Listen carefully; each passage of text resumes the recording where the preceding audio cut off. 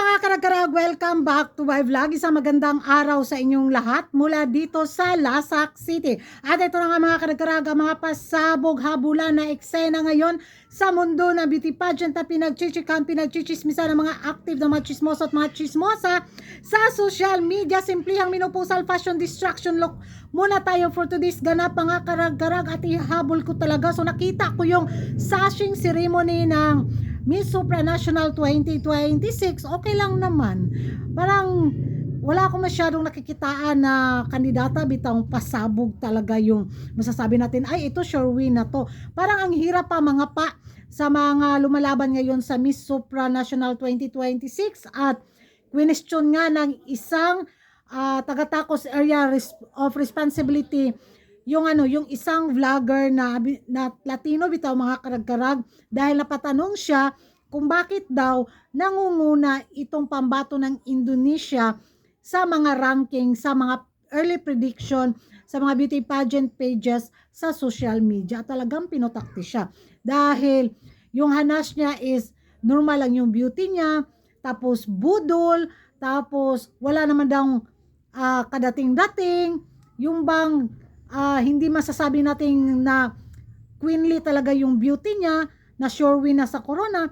Pero bakit daw ganun ka-hype yung mga fans ng Indonesia sa kanilang pambato? Kaya sinugod talaga at pinutakti talaga ng bongga ang Latino na vlogger na itong mga karag-karag sa kanyang banat sa pambato ng taga Milky Way. Kaya ayun, nga.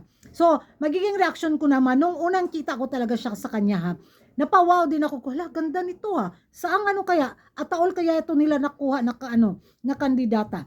Tapos, nung dumating siya sa pulan, tapos nagtabi-tabi na bitaw siya sa mga kandidata, agoy, nabudol ako. Hindi pala ganun kalakas yung impact ng beauty niya. Upgraded version lang siya dati ni Kitot.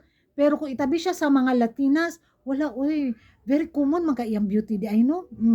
So yun din yung magiging reaction ko, at agree ako doon sa isang taga-Tacos Area of Responsibility na binanatan niya yun at binash ng kanyang mga kulto, ganon.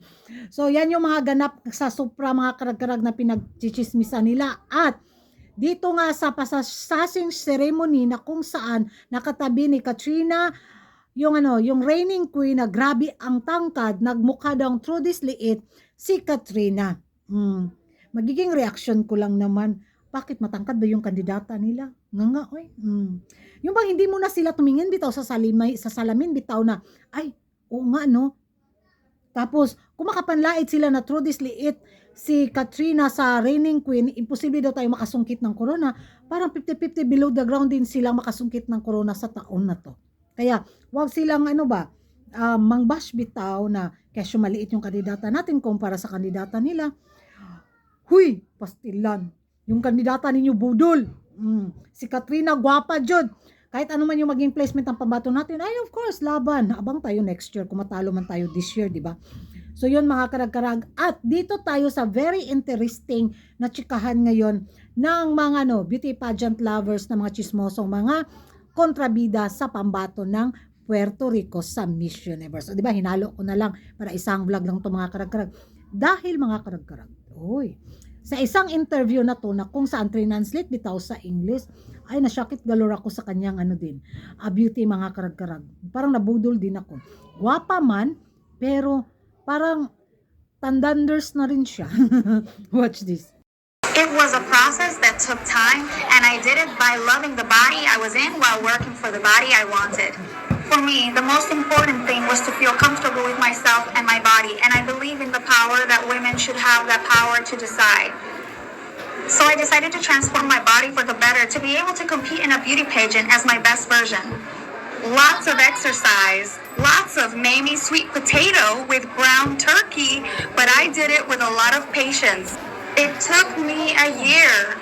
I didn't do it overnight, but it can be done. I faithfully believe that everything that makes you feel good, everything that helps you achieve your goal, do it. I tried not to forbid myself from food. No, for me it wasn't a punishment.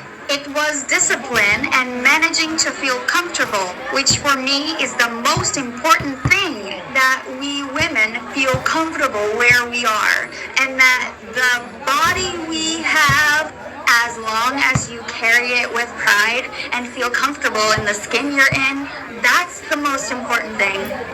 I didn't forbid myself from my meals. That's why it took me longer.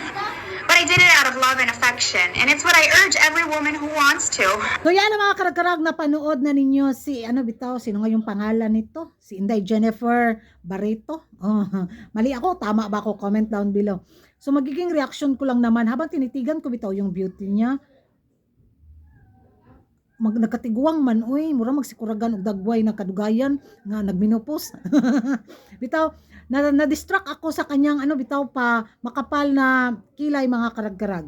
Tapos yung mata niya, para ra bitaw sa kaiknat bitaw na medyo malaki na hindi ko maintindihan o nasobrahan lang siguro sa pa-makeup.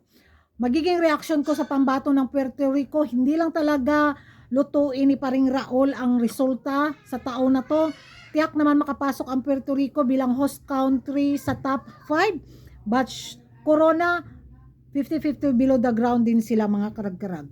Gwapa si Jennifer Barreto, but hindi ganon kalakas yung aura niya para sa akin na masasabi ko, ito na yung sure win ko. Pero pasok siya sa top 5 ko.